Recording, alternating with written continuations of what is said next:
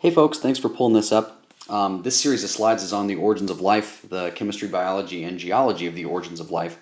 And it's at the outset here, I'd like to present you with just sort of a timeline. Science's best guess at this point is that life is around 3.8 billion years old. Remember, the Earth is forming around 4.5 billion years ago. And so 3.8 billion years ago, that would put us directly in Bob Hazen's blue phase of the Earth cycle. So if you recall from last class, those different phases, this would be within the blue phase. Now notably, at this point, we have not yet discovered fossils that are 3.8 billion years old. The oldest fossils humans have discovered, and this was fairly recently that this actually happened, are around 3.5 billion years old. So this is one of those fossils. This fossil is from Western Australia, where they're finding the oldest fossils these days. This particular fossil is 3.48 billion years old, so almost 3.5 billion years old. And it's a microbial mat fossil. If you remember we were talking about stromatolites, those fossils that form from bacterial permineralization. This is the same type of thing. You got sort of a film of bacteria that's slowly trapping sediment over time in layers, and you can actually see those layers on here. I'm drawing very coarse layers, but they're a lot finer than that. And that's what this fossil consists of. Now, you might be curious, well, how the heck are we estimating that life is 3.8 billion years old if we only have fossils from 3.5 billion years old? Well, one, these fossils here look really, really ornate. You know, they have, it's life at this point was clearly very evolved because it takes a lot of complexity in order for an organism to be able to do this in the first place. We actually also have evidence. I say we, the scientists, I'm not part of them, I just talk about what they do. They have evidence that suggests the existence of life all the way up to 3.8 billion years old. That evidence comes in the form of geochemical traces. Scientists find traces of particular elements that suggest life even when they're not actually finding the fossils. So this is how scientists have been able to effectively push back the start of life to around 3.8 billion years ago. A couple of those most famous geochemical traces, they found a particular hematite which had geochemical traces of life in Quebec. They also found a graphite in Greenland. So this evidence is coming from all around the world. Remember, this fossil appears from Australia, so pretty unique stuff. So a time you're going to want to remember, 3.8 billion years ago, best estimate for origins of life. The two most general things that define life, and a lot of what you guys thought about can probably be grouped into one or both of these categories, are metabolism and genetics. And so if we're thinking of two broad categories, those are the two, I think, broadest categories that would serve to define life. So, review from biology class. Metabolism, metabolic process, constitutes living things converting their food/fuel into either energy or building blocks for further process. And also constitutes the elimination of waste. So all of these things, living things have got to be able to do that in order to, quote, live. But metabolism isn't anything without genetics because it's the code inside a living thing that provides for an organized metabolism. All living things carry information in the form of nucleic acids. It's this information that's used as a template or transcript for the metabolic processes that take place. And inherent in that, at least for living things, is the ability to pass on this particular code to progeny. And also inherent in having a code is the inevitability of mutations in that code. And these really provide a baseline for evolutionary process, because without mutations, evolution would not happen. Okay, so we got metabolism and genetics as two sort of broad qualifiers for life. but I was still searching for a definition. And for those of you who love definitions of things, here's one from NASA this is the NASA definition of life. Life is a self-sustaining chemical system capable of incorporating novelty and undergoing Darwinian evolution. So this is an interesting definition. It's probably one of many attempts at defining life. But note the self-sustaining quality, right? That's important. We can pass on things to future generations. Incorporation of novelty is an interesting component there that sort of encompasses the inevitability of mutations. And you can think self-sustaining also has to do with metabolism there. But I really enjoy how they've put Darwinian evolution in here too, because that's a pretty interesting component, that life as we define it, at least as NASA defines it, isn't life if it isn't capable of undergoing evolution. So really going from the ground up here, we've kind of got a better idea on what types of things we would call living. And you might have heard from me, talking all about my organic chemistry class all year, that the chemistry of life is really the chemistry of carbon. Carbon is the atom that serves as the foundation of living things. And I want to ask a critical question here of you, and I really wish we could talk about this in class without, but the question I have is why carbon? There are tons of atoms on the periodic table. Why the heck is carbon the one that life is based on? One of the things you might have guessed from my hint here is that, okay, well, carbon is sitting kind of in the center of the P block of the periodic table. So you might have guessed, well, maybe it's a particularly stable atom. It's not ditching electrons and not gaining them very easily. And you'd be absolutely right. One of the reasons why carbon's such a special atom is because it doesn't give up or accept electrons very readily.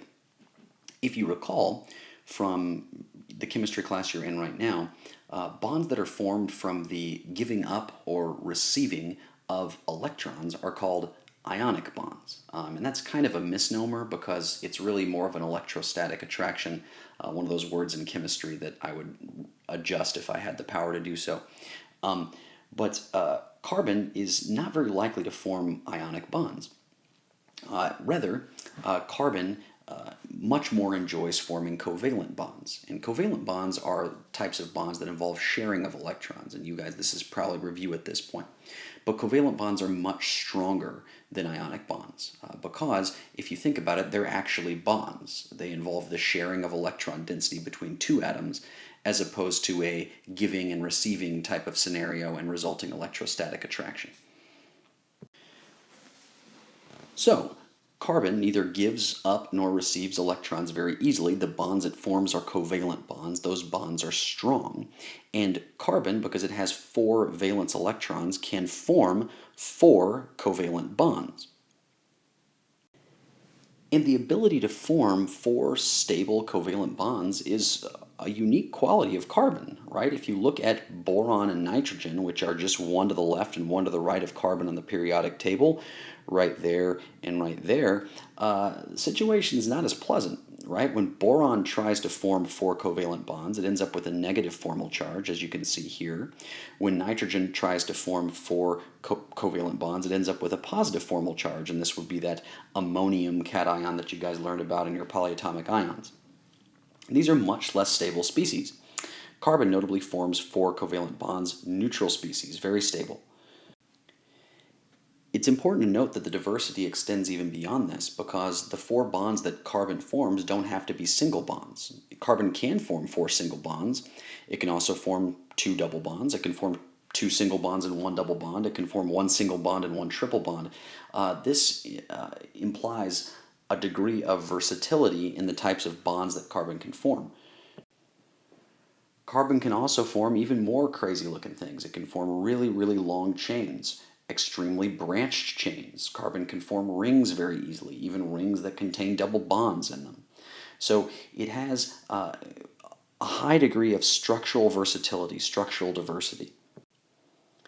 And the last most important aspect of this entire sort of synopsis of carbon is because carbon can stably form four covalent bonds, a lot of carbon-based compounds are chiral in that they have a handedness to them. And we'll talk about this component of chirality in more detail later, because this is one of the coolest things in chemistry to me. But just keep in the back of your mind that organic molecules, carbon-based molecules, most of the time, if they're biomolecules, have a handedness to them that's very important. So we dealt a little bit with, okay, why not boron and why not nitrogen? But an interesting question is, well, what about silicon? Silicon is one below carbon on the periodic table, so it also has 4 valence electrons. So a natural question you might be asking is, well, why the heck isn't life based on silicon? One distinct reason is lack of structural variety. The largest naturally occurring molecules that are based on silicon are only 6 atoms in size, which is just awful, right? If life cannot be based on something that can only form 6 atom complexes. Larger silicon-based things do exist synthetically, but they're usually unstable, they're usually really reactive. Large carbon things, right? Huge chains of carbon can be very, very stable. Another reason that's a little outside of the current box is that silicon is just less abundant in the universe. Stars, which birth elements, tend to produce a ton more carbon than silicon. So it might be not so much that carbon is, kicking ass a lot more than silicon, but that there just is a ton more of it in the universe, and so probabilistically, carbon serves to supplant life. But the real crux here, and let me return to this issue, is carbon stably forms 4 bonds, which gives many carbon-based molecules this property of handedness, and very few silicon compounds exhibit this property. So, elephant in the room, what the heck is this property? What is chirality? We're not going to go into it a ton, but I want to expose you to it a little bit because this is one of my favorite parts of organic chemistry.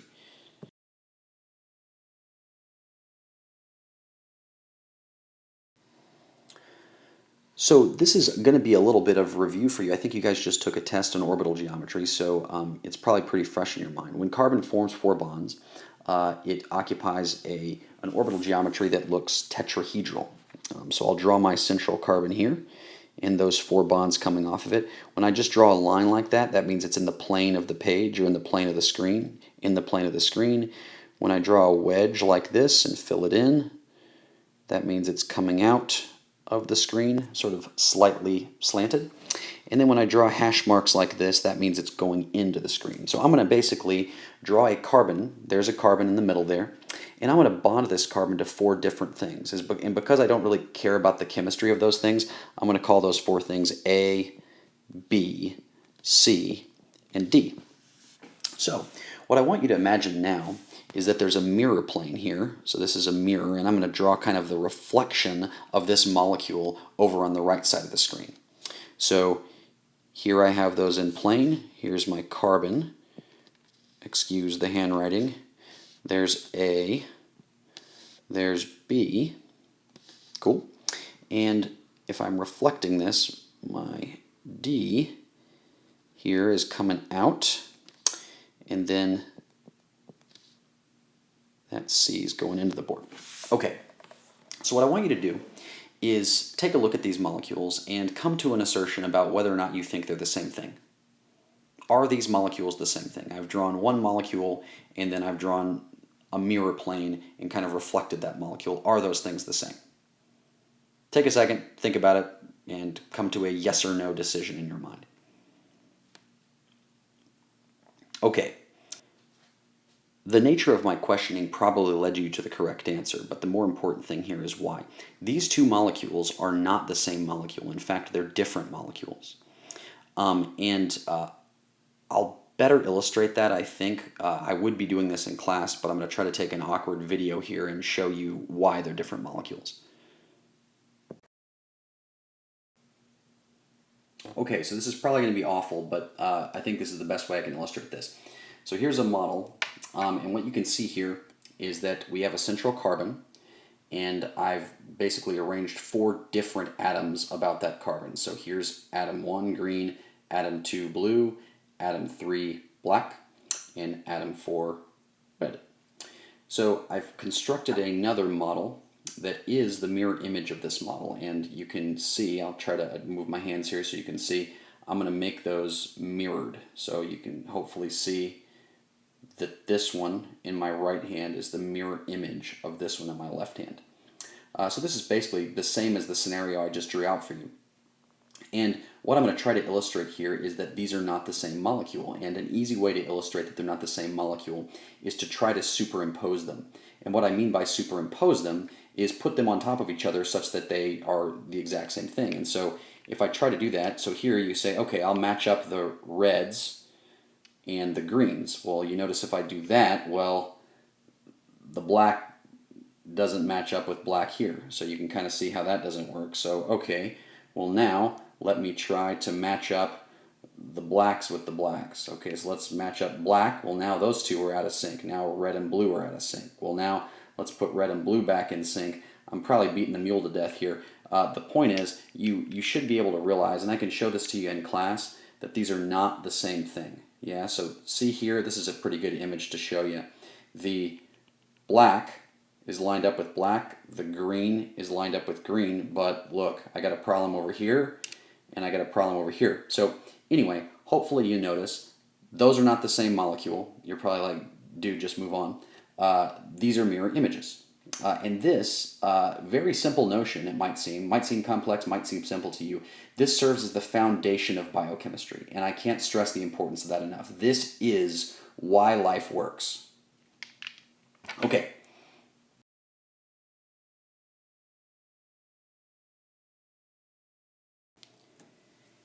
And the reason why this is so important in biochemistry is that most biochemical molecules have this property called chirality. They have left-handed and right-handed forms. And what this allows for is an incredible reaction specificity in biochemistry. So in order for a reaction to happen, not only do you have to have the two structural molecules coming together, but you have to have the correct handedness of one molecule interacting with the correct handedness of another molecule. But you might be thinking at this point, okay, Walker, that's still only 2 different types of things, 2 different ways things can happen, right-handed or left-handed. Well, au contraire, mon cher, fact of the matter is, most biomolecules are huge and have hundreds of these types of situations. Let's look, for a simple example, at amino acids. So here are the 20 most common amino acids. Amino acids are the building blocks of proteins. Yeah? What do you see in all of these? I should qualify that. All of these except for one. What you should notice is that all of these have a carbon bonded to 4 different things. Take, for instance, phenylalanine. Well, there's the carbon there in the middle, right? And it's bonded to one thing, a different thing, a third thing, and a fourth thing. So that carbon is chiral, which means that phenylalanine has 2 forms, a left-handed and a right-handed form that are different. Just so you know, the only amino acid that is not chiral is glycine. You can see that guy over here is bonded to 2 hydrogens, which means its mirror image is the same thing. But for all of the rest of these 20 most common amino acids, each one has 2 forms. And this is what I previously alluded to. How many amino acids are in a protein? Well, hundreds, right? Hundreds upon hundreds, which means how many versions of each protein exist? Well, you can do a little math. If N is the number of carbons bonded to 4 things in a specific molecule, 2 to the N is the number of different possibilities for that molecule that you could potentially draw. So it literally gets exponentially larger in terms of complexity. And so you can think, well, it's not only discriminating between left-handed and right-handed, it's discriminating between one amongst 1,000 to 1,000,000 different possibilities for a specific molecule, which is ridiculous. And that's what allows for this biochemistry to work, right? Biochemistry is incredibly complex. And in order for a chemistry that complex to happen, it has to be based on this extra layer of complexity in terms of handedness.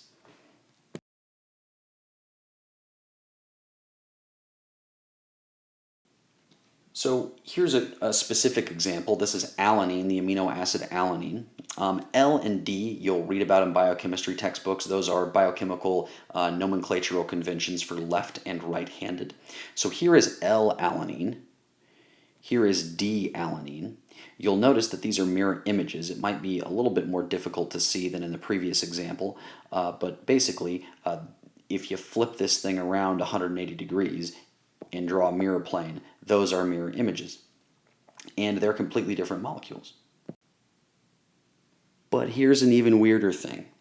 The first weird thing is, in terms of amino acids, L amino acids, so this form of amino acid, is much more common in nature, and notably, only L amino acids are used in protein formation.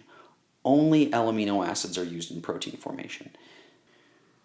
So it appears that evolution has favored, in terms of proteins used in living things, a uniform chirality. Uniform chirality of building blocks. So smell receptors in your nose provide a really cool example of this. So smell receptors in your nose are enzymes. Enzymes are proteins that carry out chemical reactions. And enzymes, proteins, are made up of a bunch of amino acids, all of which are chiral except for the one outlier, glycine. And the cool illustration of this concept is your nose has a ton of different smell receptors. And according to this person in 2014, this article suggested that the human nose is able to distinguish around 1 trillion different odors, which is ridiculous. And the reason why it can get this ridiculous is because your nose can actually discriminate sometimes between compounds that are mirror images. And it does that because it has chiral chemistry. Remember, the amino acids in the enzymes in the receptors in your nose are chiral, so they can actually discriminate between left-handed and right-handed things. And I'll give you a couple of examples. So a classic one is L-carvone and D-carvone. So here's the left-handed form of carvone and the right-handed form of carvone. Because the receptor proteins in your nose are chiral, L-carvone fits into a different nose receptor protein than D-carvone does. And the result is these things have different smells, because when one of these molecules fits into a nose smell receptor, that enzyme catalyzes a chemical reaction and signaling cascade, which eventually translates to the brain, which triggers smell in a very complicated biochemical pathway that I don't know too much about. But I think it's really amazing that the human nose can discriminate different smells simply based on spatial qualities like this. Remember, the only thing that's different between these two molecules is that they're mirror images. So what do they smell like? L-carvone, to most people, has a really minty odor, like spearmint. People think of like gum. Whereas D-carvone, to, again, most people, smells like licorice, which is a distinctly different smell. Now, I say most people. My nose is pretty fried, and I cannot actually tell the difference between these two smells. But every year in Orgo, we do kind of a sommelier type class where I give people different mirror imaged compounds and we see if we can tell the difference. And usually about 4/5 of the class can smell a difference. But this one's always a tough one because I personally can't smell the difference. Limonene is another good example. The left-handed form of limonene smells, again, to most people, I can actually detect this difference, smells like pine, sort of like, basically like if you ripped bark off of a pine tree and smelled it. Whereas the right-handed form of limonene smells much more citrusy, like oranges. And the right-handed form of limonene is actually in the skins and fruit of citrus. Another cool example of your body doing different things with mirror-imaged compounds comes in the form of drugs. So Advil, a drug we all know, take for headaches, it has a chiral center, which means it has a carbon that's bonded to 4 different things. There's the carbon bonded to 4 different things right there. It's bonded to another carbon. This guy over here, that's the First thing, there's the second thing, there's the third thing, and the fourth thing it's bonded to. On these organics, a lot of times they ignore hydrogens because organic chemists are lazy. The fourth thing it's bonded to is a hydrogen. They just haven't shown that. So there's a carbon bonded to four things. This has a mirror image that's a different compound. This over here is a different compound because of that center. So we have L-ibuprofen and D-ibuprofen. D-ibuprofen is the form of the drug that kills pain and reduces fever. It's an analgesic, a non-steroidal anti-inflammatory drug. In contrast, L-ibuprofen has absolutely no effect. It doesn't, it wouldn't kill pain at all. So it's really cool. Your body, because your body is built on chiral chemistry, the enzymes in your body are constructed of chiral carbons, can discriminate between left and right-handed forms of molecules. And this is the example of Advil, where the left-handed form doesn't do anything, but the right-handed does. Sometimes both do things, and those things are radically different. The most, in my opinion, remarkable example of your body discriminating between chirality of molecules is with methamphetamine. So again, you can see that methamphetamine has a chiral center. There it is right there. That's a carbon right there, and it's bonded to four different things. And here's that same carbon over here bonded to four different things. These are mirror images of each other, and they're different. So what are they? Well, when I said methamphetamine, you were probably already predicting the future, and you were absolutely right. The right-handed version of methamphetamine is this illegal drug that you've heard about. But what is the left-handed version? The left-handed version, as crazy as it might seem, the mirror image of illegal crystal meth is something you can buy at CVS. It's an over-the-counter nasal decongestant sold at the CVS that I go to as Vicks Vapor Inhaler. So these are drastically different things. Yeah, your body interprets them drastically differently. And that's based on the chirality of the carbons in your enzymes. But it's important to remember that most biomolecules have chirality. It's not just amino acids, enzymes.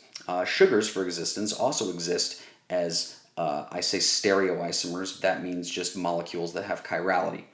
Almost all naturally occurring sugars are D-sugars. You remember that all naturally occurring amino acids, almost all of them are L-amino acids. Well, all naturally occurring sugars, at least almost, are D-sugars, and so what we get in the body are things like D-glucose, the D form of glucose, or D-ribose, another form of sugar that has a mirror image, but we don't see that naturally. Here's 2-deoxy-D-ribose, and if that's ringing a bell for you, that's the sugar that forms the backbone of DNA. And so, you might have guessed it already, DNA is in fact chiral.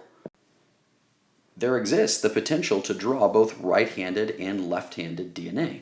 And right-handed DNA is the DNA that's in our bodies, but the mirror image of right-handed DNA is not the DNA in our bodies. It's left-handed. So this brings up an interesting puzzle when trying to account for how life originated. Most laboratory experiments in organic chemistry that serve to create molecules create equal amounts of left-handed and right-handed forms. It's called a racemic mixture. So if I were doing, for instance, a lab where I was synthesizing something, right? The product that I would get would contain exactly 50-50 left-handed and right-handed stuff. Why is this a problem? Well, as we've seen, it's a problem because life requires the correct handedness. Remember that living things use L amino acids and D sugars. That's a specific handedness of each. This is a concept called homochirality, which means living organisms use one of the two possible flavors of amino acid, left-handed, and one of the two possible flavors of sugar, right-handed. So what this entails is any explanation for life's origins is going to have to account for why life evolved in this way, why living things are homochiral, why they adopt only one form of amino acid and one form of sugar. And this is a puzzle. It's often referred to as the puzzle of homochirality. So I really could talk about this a long time. I think this is super interesting, but I'll leave you with three questions that I think most interest me about this type of thing. So, given that the most important molecules that exist in the cells of all living things on Earth are almost entirely chiral, question one that I'll ask is, does life have to be homochiral? For instance, do living things have to be based on one of the two possibilities of amino acids and one of the two possibilities of sugars? Living stuff in our world is based on L amino acids and D sugars. Does that have to be the case? My answer to that is yes. And I think the reason why I think so is because I think that having a uniform chirality makes biochemistry work a lot more efficiently. And I'll use an example of trying to build a robot, for instance, kind of a dumb example, but whatever. Let's say you were trying to build a robot and you had a box of bolts and nuts and things like that, and half of them, or maybe let's say 75% of them, are righty-tighty, lefty-loosey, right? But 25% of them are lefty-tighty, righty-loosey. It would take a lot longer for you to build the robot because you'd have to pick up a bolt and then figure out if it was lefty-tighty, righty-loosey or righty-tighty, lefty-loosey before actually going about engaging in your process. Fortunately for us, all screws that we use are righty-tighty, lefty-loosey. Screws are in fact chiral. The mirror image of a screw is not the same screw, believe it or not, same principles involved. But more along the lines of what we're talking about, I think that this sort of screw thread analogy helps you see why it's really beneficial for all amino acids to be L amino acids, because your body can adopt a much more efficient chemical process accordingly. Question two is, I think, even more interesting. Could life develop using D amino acids and L sugars? And my thought here is, I guess, which would be an interesting question if we ever discovered life elsewhere in the universe. First of all, is that life based on a similar chemistry to ours? Second of all, is that chemistry based on chiral carbon, for instance? That would make carbon really unique, as if the life we discovered elsewhere were based on carbon as a building block. And the third thing is, you'd want to look at the chirality of those molecules, right? Maybe that life would be utilizing D amino acids and L sugars, so maybe it is just happenstantial. And so I guess the third question is, if we're thinking yes to question two, why does our life utilize L amino acids and D sugars and not D amino acids and L sugars? What's the rationale for this? And I've read a couple explanations. I've read some people that think that this is just a chance flip of the coin type of event. I've read some people that think that the origins of chirality are extraterrestrial, which is honestly just a cop-out answer. They're saying like a meteor hit the early Earth that had chiral molecules on it, and that's what defined the chirality of biomolecules. And I mean, that's kind of BS, because why was that specific chirality on the meteor? It just punts the question to another part of the universe. It could be based on the fact that concentrations of right-handed and left-handed forms of things are at differing levels in the universe. That's something that humans don't know, of course. But I think the most interesting reason that I've heard suggested for the context of our class is that clay minerals actually have been shown to have chiral surfaces. So it could have been the case that a mineral could have sequestered a certain grouping of early biomolecules of uniform chirality on one of its sides and allowed them to interact. So all sorts of interesting, weird questions that are purely speculative, but interesting nonetheless. So at this point, we've defined a little bit more about what we're calling life. And I've talked at great length, because I love carbon, about why carbon is so badass in terms of serving as a foundational atom for life's existence. And we focus specifically on the chirality of carbon. which allows for a brilliant reaction specificity. Remember, reactions have to not only be the correct structural form of things, but they have to be the correct handedness. So, to finish here, let's talk about stages in the origins of life. What things have to happen and when? And we can kind of break down the origins of life into three categories. Well, the first thing that has to happen is the building blocks have got to be made, right? The components. The second thing that has to happen is those components have to be concentrated and organized somehow. Again, all this at this point is just somehow that has to happen. And then the third step here is that from that concentration and organization, genetics and metabolism are two qualifiers for life, have to come about. And that's diagrammed down here. We have the formation of the earth, and then somehow building blocks have to be created. And then from those building blocks, we have to get the concentration of them and the organization of them into more complicated things. And then I love this ... here. Something has to happen in order to get genetics and metabolism and accordingly evolution. Okay, so let's elaborate a little bit on what scientists think about these three things and how they occurred. So first, the creation of the building blocks. And this is actually the easiest one, believe it or not, to explain. What are your requirements in order for early, really simple biomolecules to form? And what I mean by biomolecules are these simple things that serve as basically monomeric units in biochemistry, like lipids or amino acids, etc. So what you need are even simpler molecules like carbon dioxide, water, oxygen, nitrogen, etc., and energy. Okay, that's it. And the good news for us is we have both of those things in the early Earth environment. So where do we have both of those things? And this is throwing back to the video a little bit. Where do these things exist? One answer, which is a much more violent answer, I think, involves the old primordial surface soup. And this is happening above the surface of the planet, right? In the atmosphere, you have carbon dioxide, you have water, you have oxygen, you have nitrogen.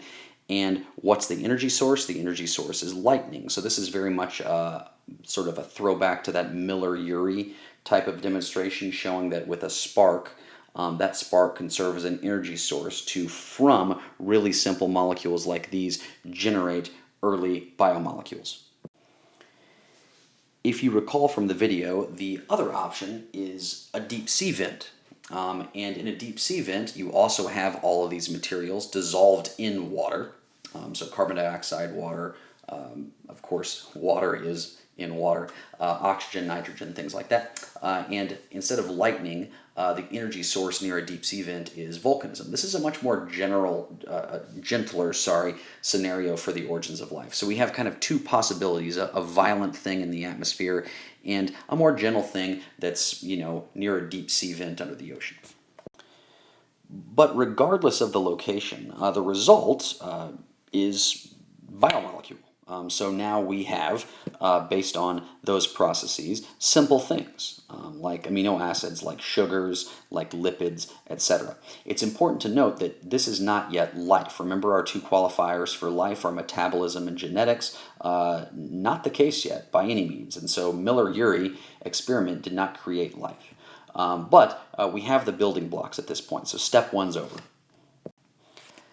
Step two is a little bit more complicated than step one because we have the building blocks, but how exactly are these building blocks being concentrated and more importantly being organized to create more complex organic structures? Well, it happens that for one type of biomolecule, this is actually really easy. And you might have guessed that particular type of biomolecule is the lipid.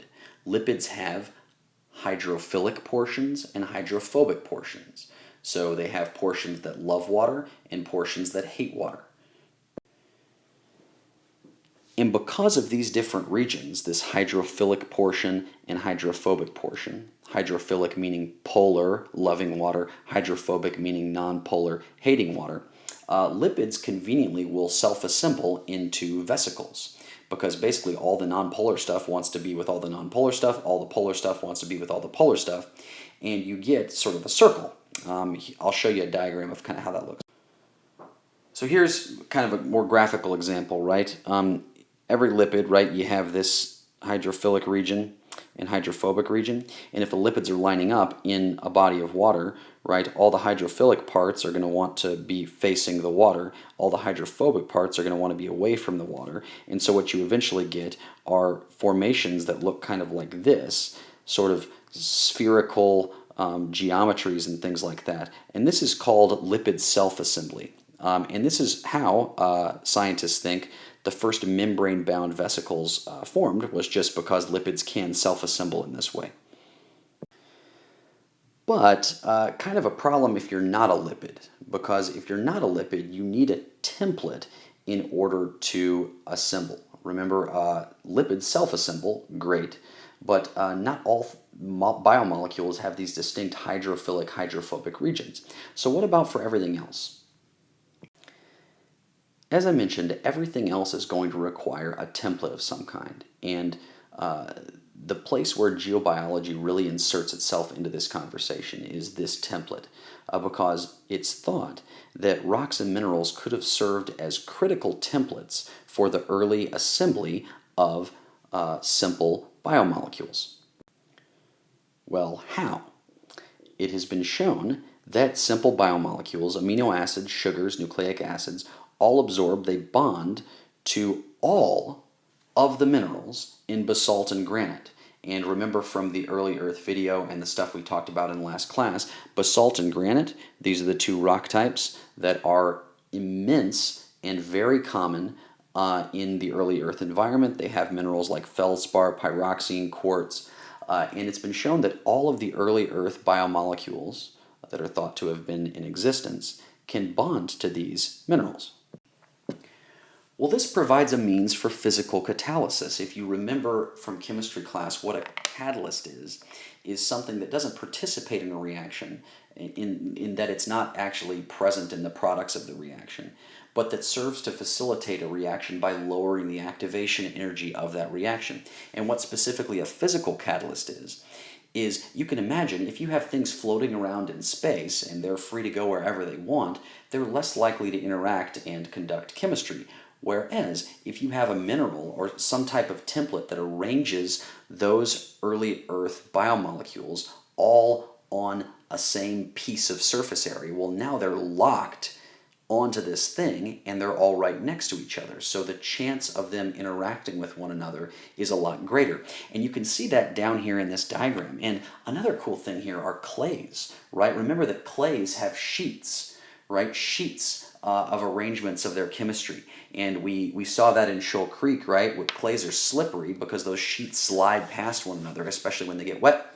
So those clays can actually serve to trap. So it's not only that biomolecules will land and bond to minerals, but if those minerals are in the form of a larger rock type like a clay, it can actually trap biomolecules within those sheets. So this is arrangement and concentration of early biomolecules. So it's thought that rocks and minerals could have provided an early Earth template for the assembly of biomolecules and for their subsequent organization. Things are more close to each other, they're more likely to react.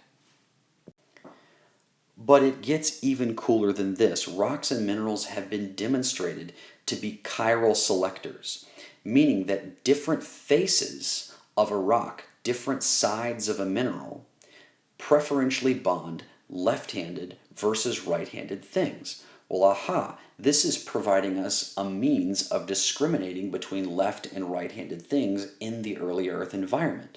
And remember that that puzzle of homochirality is always going to be around, and this provides a potential means of solving that. If you have a method for separating left and right-handed things in an early Earth environment, and that method is not only a method of separation, but each part of that method is actually a means for those left-handed and right-handed things to bond and self-assemble on different faces of a crystal, for instance, then that's solid gold in terms of the evolution of chiral biomolecules. So this is just kind of a recap of that. Chiral mineral surfaces, this is not an uncommon thing. It's not like a rare mineral is doing this. Like minerals are very commonly have surfaces of differing chirality that would preferentially bond left-handed versus right-handed things. And so, like I mentioned, this provides a means of sort of solving this puzzle of homochirality. So because this is a geobiology class, I got to elaborate a little bit on why rocks and minerals are so cool in this context, with some graphics. Coolness factor number one, they could have served as early Earth scaffolds by trapping early biomolecules and allowing them to associate more proximally with one another. Coolness factor two, some mineral surfaces have microscopic pits. Those pits can serve to trap early Earth biomolecules and even more closely associate them. Coolness factor three, early Earth minerals could have served as templates for the concentration and organization of biomolecules. Templates that aren't only organizational but are also chiral. In this example, you can see left-handed bonds to one side, right-handed bonds to the other side. So we're getting an assembly of left-handed stuff on this side, an assembly of right-handed stuff on this side, and this is a physical catalyst for left-hand, this is a physical catalyst for right-handed. In coolness factor 4, in some more advanced experiments, rocks and minerals have actually been shown to participate in reactions in a more pivotal role than just serving as physical catalysts. So they can actually serve as reaction-based catalysts as well. So, do we know specifically how rocks and minerals were involved in the early Earth environment? No, but I am pretty convinced that they were, specifically because otherwise I don't personally have an explanation for concentration and organization of molecules. Miller-Urey experiment, deep sea vents, they give me biomolecules, but how are those molecules assembling into concentrated units? That's where rocks and minerals come into play, for me at least. Okay, so we're now on to the biggest jump, because remember, we still haven't created life yet, right? Even if you're willing to believe that early Earth environment, you got biomolecules, right? Simple biomolecules. Let's say we have some rocks and minerals that serve as structural catalysts for those biomolecules, such that they're able to assemble into larger, more complex things. Still not life, right? How do we get from those large, complex things to an actual genetic code that carries information that can be translated into a functioning metabolism? There's actually a controversy in science, and that is which one of these two things came first. It's kind of like the chicken or the egg argument. Did genetics come first, and then those genes coded for metabolism? Or did metabolism come first, and that metabolism actually served to create a genetic code? So we have two contrasting hypotheses that we're going to be arguing about next time. The first of those hypotheses is the genes come first hypothesis, which is referred to in the literature as the RNA world hypothesis, as lame as that might sound. And the contrasting hypothesis is the metabolism came first hypothesis, which is known as the iron sulfide world hypothesis.